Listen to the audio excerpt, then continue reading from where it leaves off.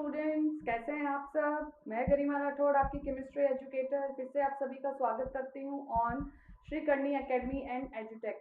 बेटा, हम लोग क्लास 11th केमिस्ट्री का सेकंड चैप्टर जो रिलेटेड है परमाणु की संरचना से, उस चैप्टर को प्रोसीड कर रहे हैं। तो बहुत सारे टॉपिक को हम डिस्कस कर चुके हैं। आज का जो हमारा टॉपिक है वो बिल्कुल नया और बिल्कुल इंटरेस्टिंग टॉपिक है, जिसे हमें डिटेल में डिस्कस करना है।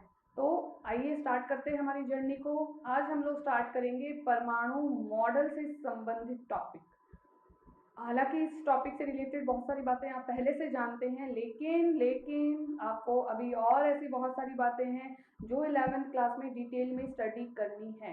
ठीक है, तो परमाणु मॉडल की बात करते हैं, एटॉमिक मॉडल की। पता चल गया होगा कि परमाणु मॉडल में हमें डिस्कस क्या करना है, किस बात को हमें यहाँ पे डिस्कस करना है। अल्टीमेटली परमाणु मॉडल जो टॉपिक है उसमें हम लोग ये डिस्कस करते हैं कि परमाणु, जिसके बारे में अब हम ये जान चुके हैं कि वो कोई अविभाज्य कण नहीं है, बल्कि वह खुद भी छोटे छोटे अन्य सूक्ष्म कणों से मिलकर बना है, इलेक्ट्रॉन, प्रोटॉन और न्यूट्रॉन से मिलकर बना है। तो जब ये बात हमें पता चल गई कि परमाणु में स्वयं में कुछ इलेक्ट्रॉन भी हैं, कुछ प्रोटॉन भी हैं, कुछ न्यूट्रॉन भी हैं, तो अब ये बात हमारे दिमाग में आती है कि परमाणु में कहाँ कहाँ पे हैं, क्या किसी कॉर्नर में फिक्स है, क्या कहीं सेंटर में फिक्स है, ये परमाणु कैसा होता है, उसमें कैसे कणों की व्यवस्था होती है, क्या सभी कणों की संख्या समान रहती है, कहाँ कहाँ पे किस तरह से अरेंजमेंट होती है, ये हमें जानने की इच्छा है। तो अब इन कणों की स्पेसिफिक लोकेशन, इनका स्पेसिफिक स्थान परमाणु के अंदर कहाँ है, वो जानने के लिए हम लोग हमारा नेक्स्ट टॉपिक जो है परमाणु मॉडल से संबंधित वो स्टार्ट कर रहे हैं। क्लियर है? तो देखिए, परमाणु मॉडल के अंतर्गत डाल्टन के अविभाज्य परमाणु धनात्मक तथा ऋणात्मक आवेशों वाले अवयवी परमाणु कण होते हैं, जिसे डाल्टन ने अविभाज्य परमाणु कह दिया था। जिस कण को उसने कह दिया था कि वो अविभाज्य रहता है, तो अब हम ये जान चुके हैं कि उसमें खुद में भी कुछ ऋणावेशित और धनावेशित कण होते हैं। धनावेशित कणों को हम प्रोटॉन और ऋणावेशित कणों को हम इलेक्ट्रॉन कहते हैं। क्लियर है? इन कणों की व्यवस्था जानने के लिए हम क्या पढ़ते हैं, परमाणु मॉडल डिस्कस करते हैं। क्लियर है बात?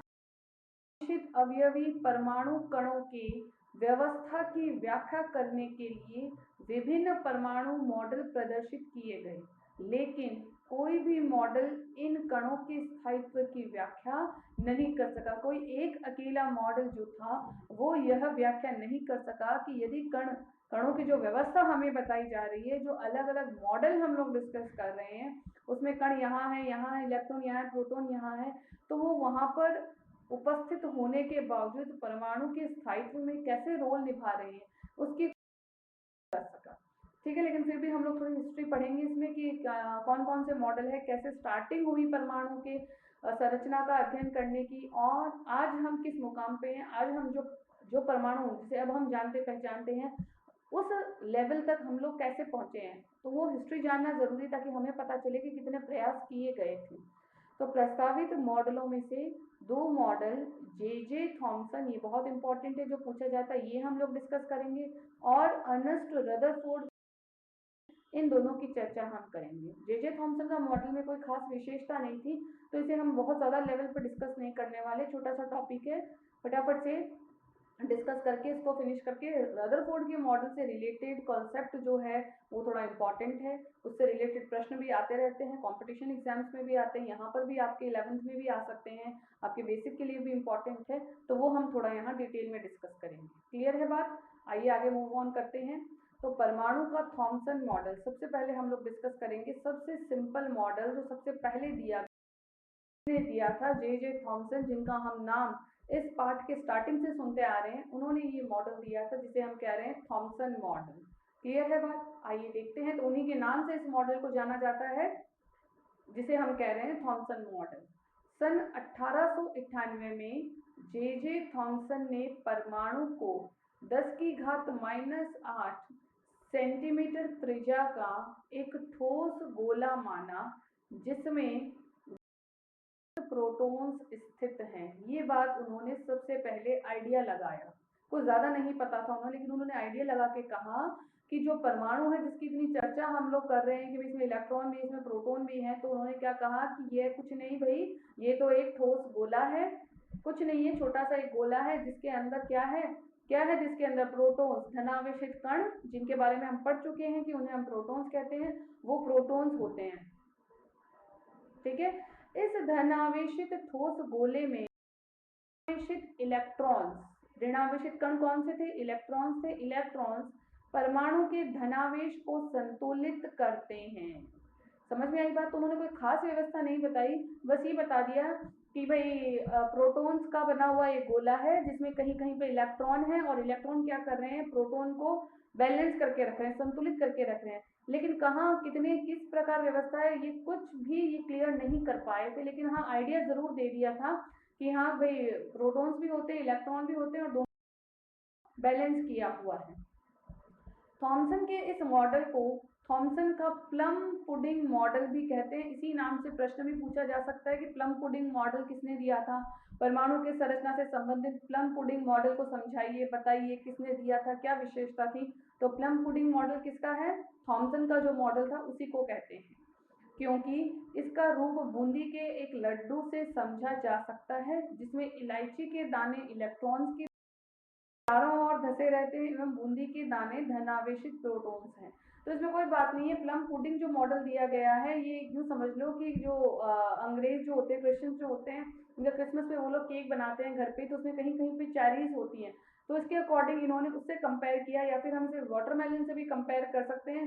जैसे एक बड़ा सा केक है, उसमें कहीं कहीं पे चेरी है, तो उन्होंने क्या कहा, ये जो बड़ा सा केक है, जो बड़ा सा पार्ट है, ये तो बना हुआ है प्रोटोन का, ठीक है, और इसमें कहीं कहीं पे जो हमें क्या है, इलेक्ट्रॉन्स है, ये रहे इलेक्ट्रॉन्स।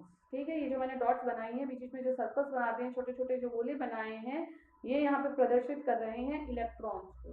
क्लियर है बात, समझ आ रही है? इस मॉडल को किसी प्रयोग द्वारा पुष्टि नहीं हो सकी, अतः थॉमसन मॉडल को अस्वीकार कर दिया गया।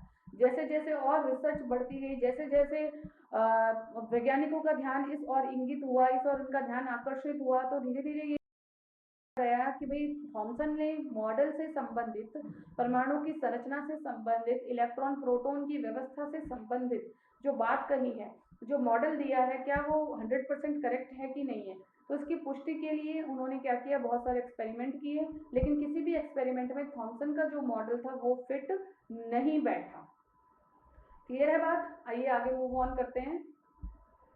इसलिए अब हम लोग उसके मॉडल को तो नकार दिया गया बेटा। तो सेकंड जो मॉडल था, जो वाकई में मील का पत्थर साबित हुआ था केमिस्ट्री की फील्ड में, वो था रदर, और रदरफोर्ड के मॉडल का नाम है नाभिकीय परमाणु मॉडल। क्यों इसे नाभिकीय मॉडल कहते हैं? क्योंकि रदरफोर्ड ने जो प्रयोग किया था, उसने बहुत अच्छा प्रयोग किया, बहुत तरीके से व्यवस्थित उसने प्रयोग किए, और उनकी सहायता से उसने बहुत इंपॉर्टेंट खोज कर दी, जो थी नाभिक की खोज। परमाणु के बिल्कुल सेंटर में उपस्थित नाभिक, जिसे आज हम जानते हैं, लेकिन उस वक्त किसी को नहीं पता था कि नाभिक जैसे कोई क्या।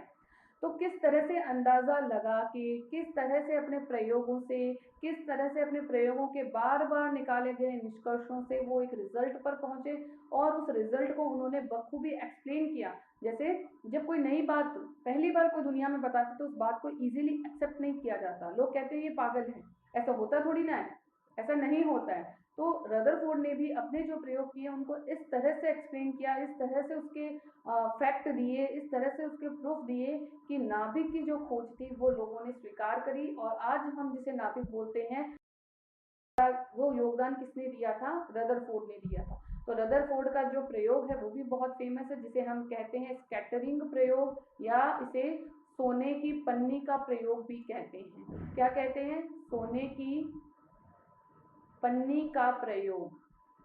क्या कहते हैं बेटा? सोने की पन्नी का प्रयोग। क्यों कहते हैं आपको अभी पता चल जाएगा। इसे सोने की पन्नी का प्रयोग कहने के पीछे क्या कारण है, और इसी नाम से बहुत फेमस है। बौछार का प्रयोग, सोने की पन्नी का प्रयोग, रदरफोर्ड का प्रयोग। क्लियर है बात? तो आइए डिस्कस करते हैं, रदरफोर्ड ने ऐसा कौन सा प्रयोग किया था जिससे वो नाभिक की डिस्कवरी करने में सक्सेसफुल हो गया था। आइए आगे मूव ऑन करते हैं। रदरफोर्ड ने सोने की बहुत पतली पन्नी पर अल्फा कणों की बौछार की थी। तो ध्यान आ गया, सोने की पन्नी का प्रयोग क्यों कहते हैं? क्योंकि उसने किसका उपयोग किया था? सोने की बहुत पतली पन्नी का किया था। जैसे एल्यूमिनियम फॉइल नहीं देखते हैं हम लोग हमारे घर में, है ना, देखते हैं, जिसमें हम लोग खाना वगैरह पैक करते हैं, रैप कर लेते हैं, वैसी सी, उससे भी थोड़ी पतली समझ लो, वैसी सी बहुत पतली सी पन्नी ली और उस पर क्या करवाया, अल्फा कणों की बौछार करवाई। क्या करवाया, अल्फा कणों की बौछार करवाई। अब अल्फा कण क्या है, अल्फा कण है जब हम किसी परमाणु से इलेक्ट्रॉन निकाल लेते हैं, जब हम किसी परमाणु से इलेक्ट्रॉन निकाल लेते हैं तो बचा हुआ जो भाग है वो अल्फा कण, यानी यूं कह दें कि ये आवेशित कण है। ठीक है, समझ आ गई बात। तो अल्फा कण मतलब धनावेशित कणों की बौछार कराई। अपने इस प्रयोग में उन्होंने अल्फा कणों को लेड के बॉक्स में रखे पदार्थ रेडियम से प्राप्त किया था। ये अल्फा कण उन्हें कहाँ से मिले, कैसे, इलेक्ट्रॉन निकालने के बाद जो बचा भाग है परमाणु का वो उन्हें प्राप्त हुआ। उन्होंने क्या किया, एक लेड का बनाया हुआ बॉक्स लिया और उसमें रेडियम उन्होंने लगा दिया और इस रेडियम से उन्हें अल्फा कण मिले। इन कणों को सोने की बहुत ही पतली बौछार की गई। समझ लो बात को। तो लास्ट में क्या किया, लेड, इस तरह से अरेंजमेंट इन्होंने बनाया, लेड का एक बॉक्स बनाया हुआ था, मैं आपको भी दिखा दूंगी चित्र के माध्यम से। वहां पे बीच में इन्होंने रेडियम लगा लिया और उसमें से अपने आप जब अल्फा कण निकले तो उन्हें कहाँ पे टच करवाया, कहाँ पे उनकी बौछार करवाई, रास्ते में इन्होंने क्या लगा रखी थी, सोने की पन्नी लगा रखी। तो यहाँ से अल्फा कण निकले, निकल के कहाँ टकराए, जाके सोने की पन्नी से। ठीक है, अल्फा कणों के टकराने से ये कण प्रकीर्णित हो गए, जिन्हें ZnS से लेपित वृत्ताकार स्क्रीन पर आयनित कराया गया, या यूं कह दो आपतित कराया गया।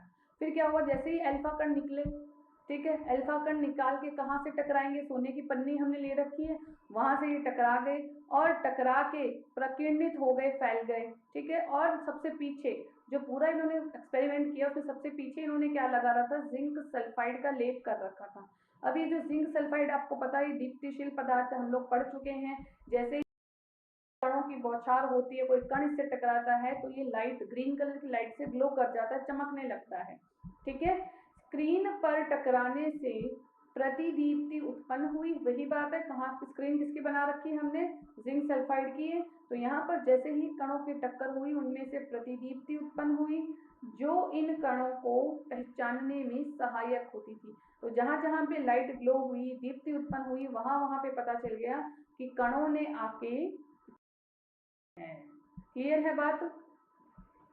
ये देखिए, ये इसका सेटअप था जो रदरफोर्ड ने अपने प्रयोग के लिए किया था। तो आप बहुत ध्यान से अच्छे से इसको देखकर समझ सकते हैं। ये वो है ब्लैक जो कलर का आपको दिख रहा है, ये बॉक्स सा, ये जो ब्लैक सा बॉक्स दिख रहा है ये वही पदार्थ है जो उन्होंने यूज किया था। सेंटर में यहाँ पे क्या लगा दिया, रेडियम लगा दिया। ये पदार्थ जो लेड से बना है, सेंटर में रेडियम है, ताकि क्या हो, यहाँ से अल्फा पार्टिकल जो है वो निकलते रहे। निकल के कहाँ जा रहे हैं, जा रहे हैं। क्लियर है बात। अब इस डायरेक्शन में जा रहे हैं तो आपको दिख रहा है ये जो स्क्रीन, ये जो एक वृत्ताकार पर्दा लगा रखा है यहाँ पे ग्रे कलर का, ये क्या है, ये वही पर्दा है जिसे किससे बनाया गया है, जिंक सल्फाइड से लेपित कर दिया गया है। ठीक है, सिर्फ एक तरफ से इसको खुला रखा गया है ताकि अल्फा कण यहाँ पे प्रवेश कर सके और बाकी सब तरफ से ये बंद है ताकि अल्फा कण बाहर ना निकल सके, कहीं से भी बिल्कुल सीधे गमन करेंगे। और ये सेंटर में जो येलो कलर का आपको दिख रहा है सोने की पन्नी, ये देखिए गोल्ड फॉइल, सोने की पन्नी है। अब आपको सेटअप समझ आ गया। अब जो आपने सुना है उसी को हम समझेंगे। यहाँ से अल्फा कण निकले, निकल के कहाँ टकरा रहे हैं, सोने की पन्नी से टकरा रहे हैं। और यदि कोई कण आगे जा रहा है, ये देखिए, ये रही, यहाँ पे जैसे ही कोई कण टकराएगा इस पर्दे पर वैसे ही दीप्ति उत्पन्न होगी। यहाँ पे ये पूरा क्या है, पर्दा है। यहाँ पर जो भी कण टकराएगा वो क्या उत्पन्न करेगा, एक दीप्ति उत्पन्न करेगा। इतनी बात उसके दिमाग में थी कि हाँ ऐसा प्रयोग मैंने ऐसा सेटअप किया है और जैसे ही अल्फा कण जाके इस दीवार पर टकराएंगे, इस पर्दे पर टकराएंगे, दीप्ति दिखाई देगी। क्लियर है बात, ओके। तो अब क्या हुआ, जब उन्होंने देखा तो रियल में जो उन्होंने सोचा था उससे बहुत अलग तरह का नजारा उनके सामने था। उनको खुद को यकीन नहीं हुआ कि क्या ऐसा हो सकता है। उन्होंने क्या देखा, देखिए एक और चित्र यहाँ पे आपके सामने है। यहाँ पर उन्होंने क्या देखा कि जितने भी अल्फा कण हैं, ये देखिए, ये आ रही है अल्फा कणों की बौछार, यहाँ से कण ये यहाँ निकल गया, दूसरा यहाँ, तीसरा यहाँ, चौथा यहाँ, पांचवा यहाँ, छठा। तो इस प्रकार से क्या हो रहा है, अधिकांश जो अल्फा कण है सीधे निकल गए। ये देखिए, ये आपको दिख रहे हैं ये एरोस, ये जो एरो है, ये जो है, ये सभी एरो क्या कर रही है, ये सोने की पन्नी, ये जो चित्र है गुलाबी रंग का, इसको आप समझ लो कि ये सोने की पन्नी है। ठीक है, ये अंदर से दिखा रही है, ये आपको बाहर से दिखाई दे रही है, और यहाँ पे हम अंदर से देख रहे हैं कि उसके मध्य से यदि अल्फा कण गए तो किस प्रकार, तो इस तरह से उन्होंने समझा कि सोने की पन्नी में से अल्फा कण जो है वो आर पार हो गए, ये निकल गया। क्लियर है। और उन्होंने देखा कि बहुत सारे कणों में से कोई इक्का दुक्का कण ऐसा था जो वापस अपने पथ से विक्षेपित हुआ, आगे नहीं जाके विक्षेपित हो गया। ये दिख रहा है आपको, ये देखिए अगला डायग्राम में, यहाँ पर ये कण जा रहा है और थोड़ा बहुत विक्षेपित होकर यहाँ आ गया। क्लियर है, ये कण एक विक्षेपित हो रहा है, इधर जा रहा है। क्लियर हो गई बात। अधिकांश कण तो सीधे निकल रहे हैं और कुछ कण जो हैं वो विक्षेपित हो रहे हैं। तो ये चित्र आई होप आपको समझ आ गया।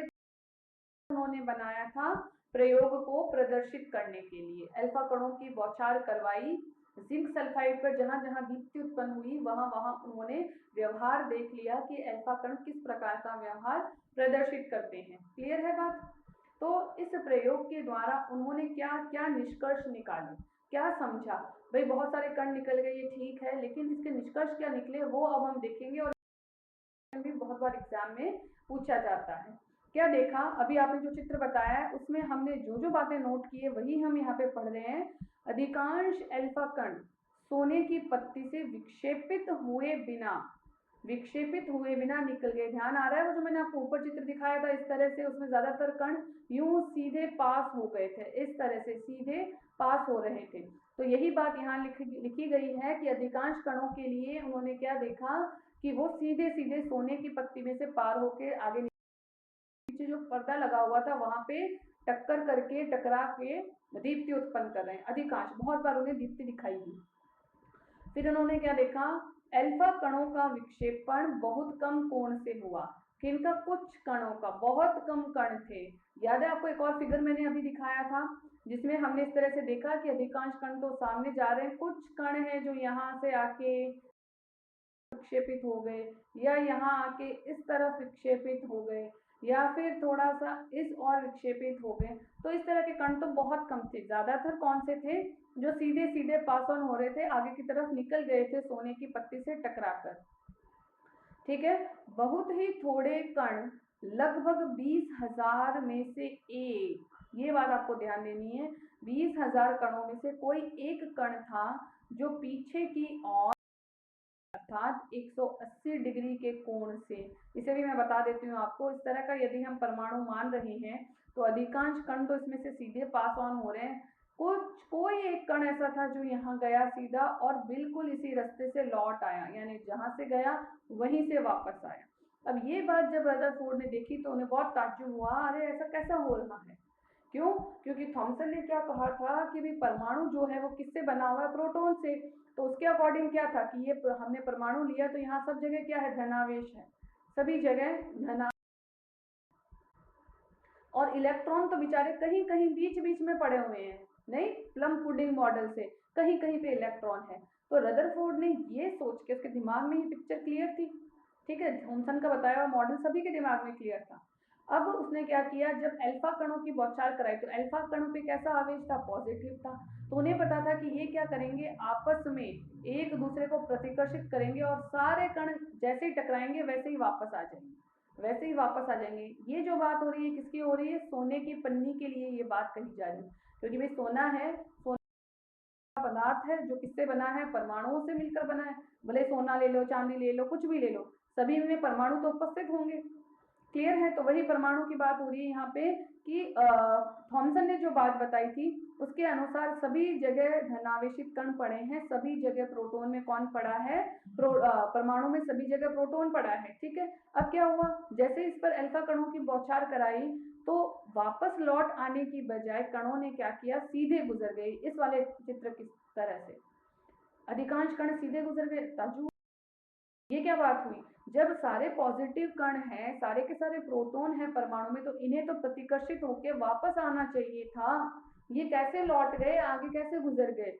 यानी उसने सोचा कि जो बात थॉमसन ने बताई है वहां कुछ ना कुछ अंतर है, जैसा थॉमसन ने बताया है वैसा नहीं है, कहीं ना कहीं कुछ ना कुछ दाल में काला है। क्या है, और उन्होंने अपना ध्यान लगाया, सोचा कि कण इस तरह से आगे क्यों निकल गए, वापस क्यों नहीं लौटे। इस कारण को समझने के लिए उन्होंने बहुत बार रिसर्च की, बहुत बार प्रयोग किए और वे कुछ निष्कर्षों पर पहुंचे, कुछ रिजल्ट उन्हें मिला जो अब हम यहाँ पे डिस्कस करने वाले हैं इन विशेषताओं में। ठीक है, तो देखिए उन्होंने क्या विशेषता सोची, क्या कारण सोचा कि हो ना हो परमाणु के अंदर का अधिकांश भाग जो है वो रिक्त है। कैसे, फिर से इस चित्र को हमेशा दिमाग में रखना। ये बनाया और ये अधिकांश कण जो थे ये पास ऑन हो गए थे, इस तरह से पास ऑन हो गए थे, ये बात सबके दिमाग में क्लियर थी। तो इनके आगे गुजरने का कारण उसने क्या बताया कि कहीं ना कहीं इस परमाणु का अधिकांश भाग जो है वो रिक्त है, वहां पे प्रोटॉन नहीं है। जैसा कि थॉमसन ने बताया था कि सभी जगह प्रोटॉन है। यदि सभी जगह होते, ये बात रदरफोर्ड के दिमाग में क्लियर थी कि यदि सभी जगह प्रोटॉन ही प्रोटॉन है तो मेरे अधिकांश अल्फा कण वापस आएंगे, और वो इसके लिए तैयार था। हाँ आएंगे, लेकिन आए नहीं। और दीप्ति जो यानी सोने की पन्नी से निकल के जो कण चले गए, पीछे जो हमने पर्दा लगा रखा है ZNS का, वहां पे उन्हें दीप्ति मिली। अब उसे ताज्जुब हुआ कि ऐसा कैसे। तब उन्होंने अंदाजा लगाया कि कहीं ना कहीं जो भाग है, अधिकांश भाग जो है परमाणु का वो रिक्त है। ठीक है, इसके बाद क्योंकि अधिकांश अल्फा कण सोने की पन्नी को पार कर जाते हैं, यदि किसी चीज ने, किसी पॉजिटिव कण वाले ही भाग को पार करने की कोशिश की तो ऐसा पॉसिबल नहीं है, उसे तो प्रतिकर्षित हो जाना है और वापस लौट आना है, लेकिन ऐसा नहीं। तब उन्होंने कहा कि कहीं ना कहीं अधिकांश जो भाग है वह खाली है।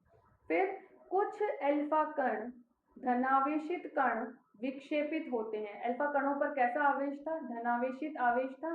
तो इसी के लिए यह बात लिखी गई है, अल्फा कण यानी धनावेशित कण थे जो विक्षेपित हुए। ये बात आपको बताई थी, याद करो।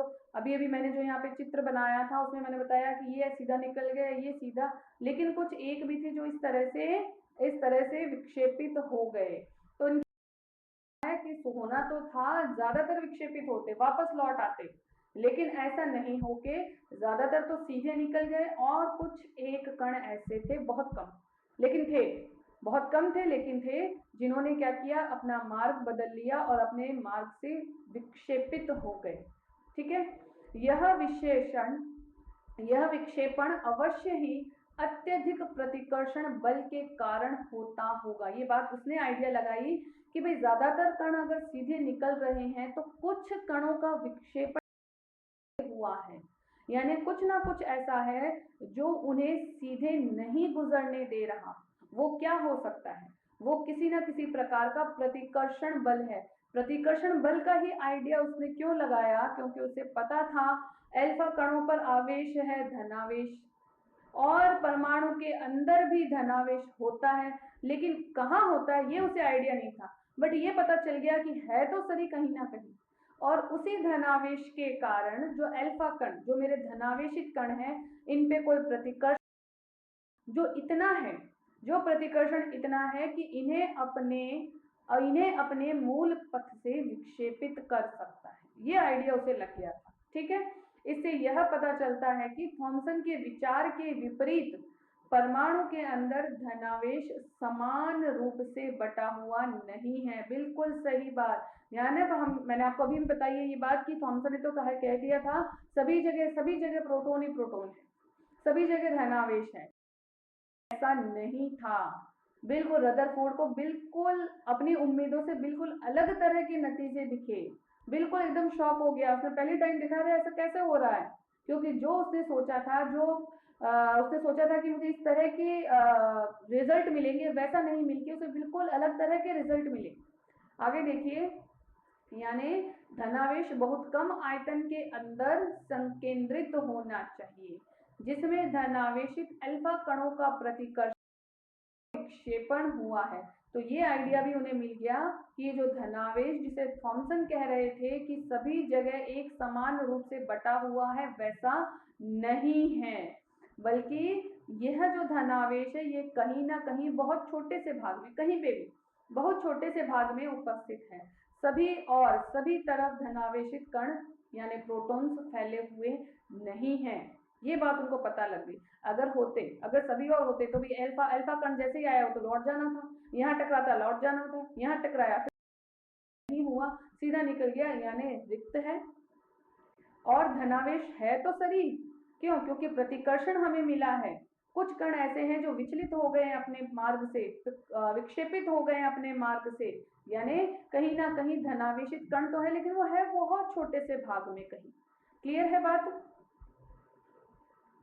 रदरफोर्ड ने बताया कि नाभिक का आयतन परमाणु के कुल आयतन की तुलना में अत्यंत है।